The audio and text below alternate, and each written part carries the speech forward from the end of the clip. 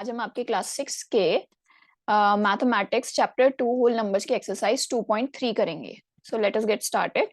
Patterns in whole numbers. अब हमारा बहुत सारी चीजें हो गई हैं होल नंबर्स के अंदर। होल नंबर्स क्या होते हैं और उन्हें किस तरीके से सॉल्व किया जाता है, नंबर लाइन पे किस तरह रिप्रेजेंट किया जाता है। अब हम पैटर्न्स इन होल नंबर पढ़ेंगे। Every number can arrange in 4 shapes. कोई भी नंबर 4 शेप्स में अरेंज किया जा सकता है। ठीक है, और वो 4 शेप्स क्या रहेंगी? वो line, rectangle, square and triangle. Line, rectangle, square and triangle. No other shape is allowed. इसके अलावा कोई भी अदर शेप अलाउड नहीं है। इन 4 शेप्स में किसी भी नंबर को हम होल नंबर को रिप्रेजेंट कर सकते हैं। Right, every number can be arrange as a line. हर नंबर, कोई भी नंबर हो, वो एज अ लाइन अरेंज किया जा सकता है। इसमें यहाँ पे 1 नहीं गिना जाएगा क्योंकि 1 इज अ डिफरेंट नंबर, तो पैटर्न में 1 नहीं आएगा। 2 को हम एज अ लाइन रिप्रेजेंट कर सकते हैं। जैसे ये 2 है तो ये भी एक लाइन है। 2 को हमने 2 डॉट लिख दिए, ये एक लाइन की तरह रिप्रेजेंट हो गई। ऐसी 3, ऐसे ही हम किसी भी नंबर को कर सकते हैं। लाइक 4 हम सीधी लाइन में लिखेंगे, ये एक लाइन रिप्रेजेंट करता है। Right, and so on. Some numbers can also be arranged as rectangles, like 6. अब 6 हम अगर हम ध्यान से देखें तो ये एक रेक्टेंगल है। 6 को हम एज अ रेक्टेंगल, क्योंकि यहाँ पे 3 लाइन है और इस तरीके से सिर्फ 2 आ रहे हैं, तो this is a rectangle. Some numbers can also be arranged as squares. Square को हम कौन सा नंबर अरेंज कर सकते हैं? 4, राइट, एंड 9। 9 को भी हम एज स्क्वायर लिख सकते हैं, ये भी हमारा square. Some numbers can be also be arranged as triangles. अब triangles कौन से नंबर अरेंज कर सकते हैं? 3। 3 हम as triangle लिख सकते हैं। ट्राइंगल में हमें ध्यान रखना है कि ऊपर एक डॉट रहेगा और नीचे बाकी हम as triangle कर सकते हैं। लाइक 6, 6 भी हम इस तरीके से लिख सकते हैं, ये भी एक ट्राइंगल है। अब हम ये देखते हैं कि कौन कौन से नंबर किस तरीके से रिप्रेजेंट हो सकते हैं। अब यहाँ पे है 2। अब 2 एज लाइन कर सकते हैं क्योंकि किसी भी नंबर को एज लाइन कर सकते हैं, तो यहाँ पे सारे के सारे यस आ जाएंगे क्योंकि हमने ये पहले पढ़ लिया है कि कोई भी नंबर हम एज लाइन रिप्रेजेंट कर सकते हैं। राइट, अब रेक्टेंगल। रेक्टेंगल कौन सा? 2 हम रेक्टेंगल की तरह नहीं कर सकते, नो। 3 हम रेक्टेंगल की तरह नहीं कर सकते हैं, पर 4, लेट्स सी, 4 हम 4 भी रेक्टेंगल की तरह नहीं कर सकते, ये स्क्वायर बन जाएगा। 5, 2, 3, 4, 5, 5 भी नहीं कर सकते, नो। 6 को हम रेक्टेंगल की तरह कर सकते हैं क्योंकि 6 हमने पहले भी पढ़ा है कि रेक्टेंगल की तरह हम रिप्रेजेंट कर सकते हैं 6 को, तो 6 आ जाएगा, यस। 7, 7 में एक डॉट 0 आ जाएगा, 7 भी नहीं कर सकते। तो इस तरीके से हम सो ऑन ये सारी चीजें कर सकते हैं और ये देख सकते हैं कौन कौन सा नंबर लाइन बन सकता है, रेक्टेंगल बन सकता है, स्क्वायर बन सकता है, ट्राइंगल बन सकता है। अब हम पैटर्न ऑब्जर्वेशन करते हैं। पैटर्न क्या? कोई भी नंबर है उसका कोई ना कोई पैटर्न रहता है। यस, कोई भी हम इक्वेशन सॉल्व करते हैं, कुछ भी करते हैं, तो उसमें कोई ना कोई पैटर्न रहता है। लेट्स सी यहाँ पे क्या पैटर्न है। अब 117 में अगर हम 9 प्लस करेंगे, इसे हम 9 को लिख सकते हैं 10 - 1। यस, और 10 को हम इसमें प्लस कर देंगे, ये आ जाएगा -1, 126। ऐसे यहाँ किया हुआ है -9, अब -9 की जगह 10 + 1 लिख देंगे हम। राइट, -10 + 1, -10 + 1 भी हमारा 9 ही होता है, पर माइनस के 9 होता है। इसमें से माइनस कर दिया, ये आ गया। तो यहाँ पे एक पैटर्न चल रहा है, वही चीज बार बार किए जा रहे हैं। अब यहाँ पे 9 की जगह 99 हो गया, 99 के बाद 100 आता है, तो उसी सेम पैटर्न से हमने यहाँ भी कर दिया। तो ये किसी भी इक्वेशन को सॉल्व करने में, कुछ भी करने में, ये नंबर पैटर्न का यूज होता है। अब जैसे हम कोई भी चीज लिखेंगे, मान लीजिए अगर हमें 9 को 5 से मल्टीप्लाई करना है, यस, तो हम इजीली कैसे कर सकते हैं? 9 × 10/2। यस, 9, ये भी 5 ही होगा, ये भी 5 ही होगा, पर अगर हम ऐसे करेंगे तो 90/2 आ जाएगा। तो इस तरीके से हमारा आंसर इजीली आ जाता है 45। ये 45 आ गया। इसी तरह हम पैटर्न कर सकते हैं 25। अब 25 में क्या होगा? 9 × 100/2। यस, 100/4। तो इस तरीके से पैटर्न चलते हैं।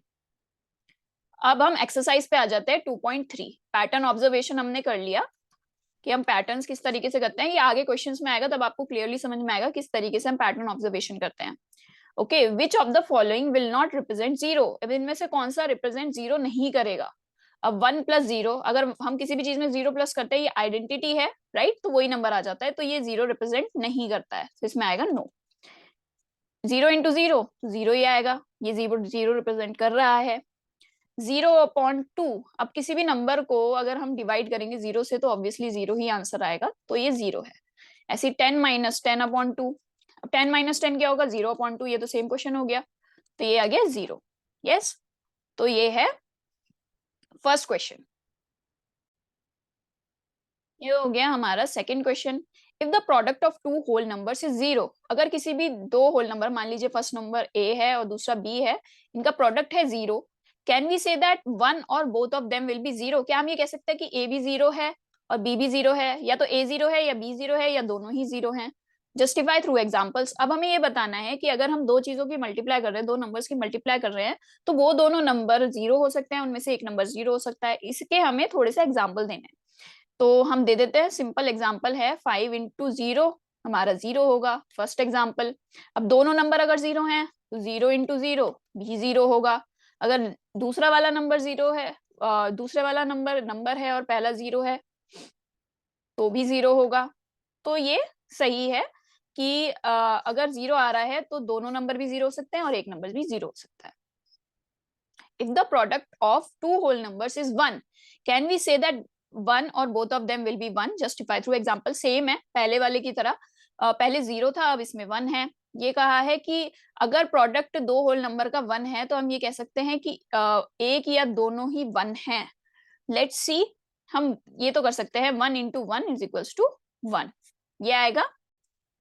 बट ये वाला और किसी इक्वेशन में नहीं बैठता है, सॉरी। अगर हम ये कर रहे हैं तो ये और किसी इक्वेशन में नहीं बैठेगा। 1 इंटू 1 ही हमेशा 1 होगा और किसी नंबर से 1 नहीं आएगा मल्टीप्लाई करने पे। तो ये बस एक एग्जांपल है। Find using distributive property. अब पिछली एक्सरसाइज में भी हमने डिस्ट्रीब्यूटिव प्रॉपर्टी का यूज किया था, अब इसमें भी हम करते हैं।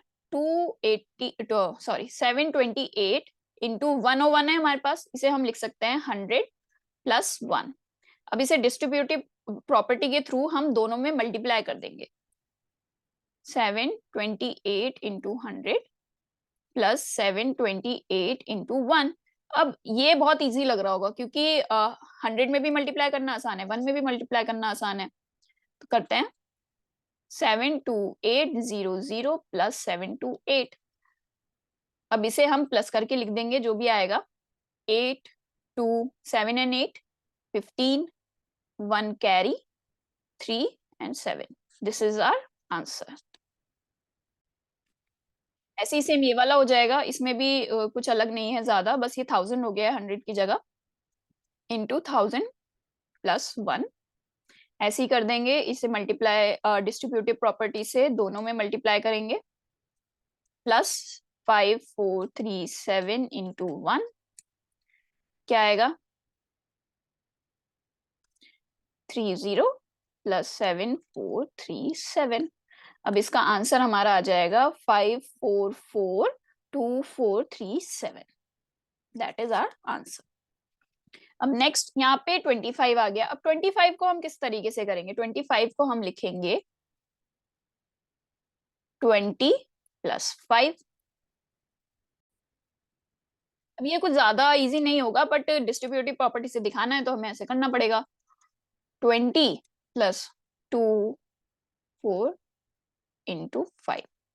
अब इसे अगर हम सॉल्व करेंगे तो हमारा आंसर आ जाएगा 16480 प्लस 4120, और ये प्लस करेंगे तो आ जाएगा 20600।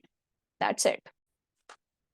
अब यहाँ पे 125 आ गया। अब तक हम दो तरीके से डिस्ट्रीब्यूट किया था हमने, अब हम इसे 3 टाइप से डिस्ट्रीब्यूट करेंगे 3 नंबर्स के थ्रू।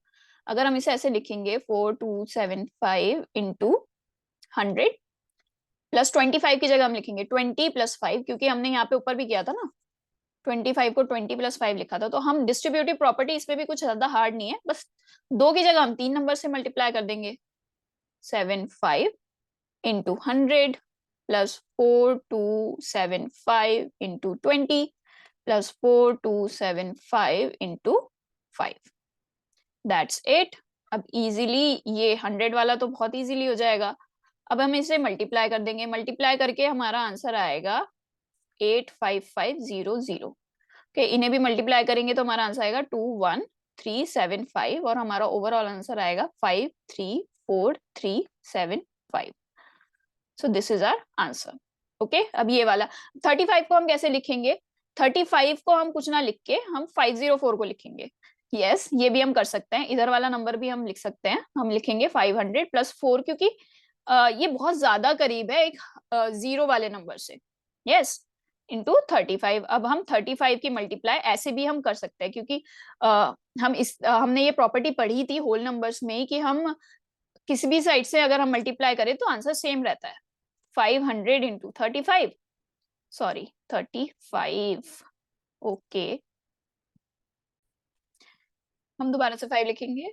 5 प्लस 4 इंटू 35, तो हमारा आंसर क्या आ जाएगा? 17500 प्लस 140, और जो मेन आंसर आएगा वो आएगा 17640। This is our answer. ये वाला क्वेश्चन है, अब इसमें पैटर्न स्टडी करना है। हमने पैटर्न्स पढ़े किस तरीके से होता है, ये भी एक पैटर्न की तरह है। 1 into 8 plus 1 9, 12 into 8 plus 2 98, 1 2 3 into 3 8। अब इसे हमें नेक्स्ट के 2 स्टेप बताने हैं कि इसके आगे क्या नए 2 स्टेप रहेंगे। ये तो हमें इजीली दिखाई दे रहा है। 4 5 6 into 8 plus 5 9 is equals to 9 8 7 6 5 4, ये रहेगा। अब इसका नेक्स्ट क्या रहेगा? 6 7 इंटू 8 प्लस 5 नहीं, यहाँ पे 6 आएगा प्लस 7 इज इक्वल्स टू 9 8 7 6 5 4 3, ये रहेगा। पर इसके अंदर हमें जस्टिफिकेशन करना है कि ये पैटर्न कैसे काम कर रहा है। आपकी बुक में एक हिंट दिया हुआ है इस चीज को लेके कि हम ऐसे है कुछ 1 1 1 1 1 1 ऐसे करके हमारा कोई हिंट दिया हुआ है कि इस तरीके से है। तो अगर हम देखें तो ये वाला जो पहला वाला नंबर है वो किस तरीके से हम लिख सकते हैं? अगर हम पहला ले 1 into 8 plus 1 is equal to 9, और दूसरा नंबर हमारा क्या है? 12। 12 को हम क्या लिख सकते हैं? 12 को हम 11 प्लस 1 भी लिख सकते हैं। तो इसमें अगर हम लिखें यहाँ पे तो क्या आएगा? 11 plus 1 into 8 plus 2 into 90 is equal to 98। ऐसे अगर हम नेक्स्ट नंबर को लिखे तो क्या आएगा? 123 को हम क्या लिख सकते हैं? 123 को हम लिख सकते हैं 111 प्लस 11 प्लस 1, आप प्लस करके देख लीजिए, यही आएगा। राइट, तो इसी तरीके से सारे पैटर्न है। 1 2 3 4 क्या है?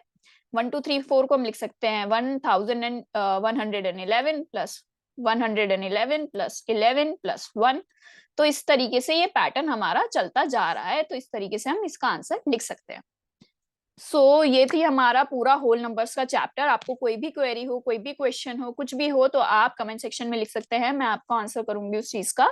Thank you so much for watching, bye bye.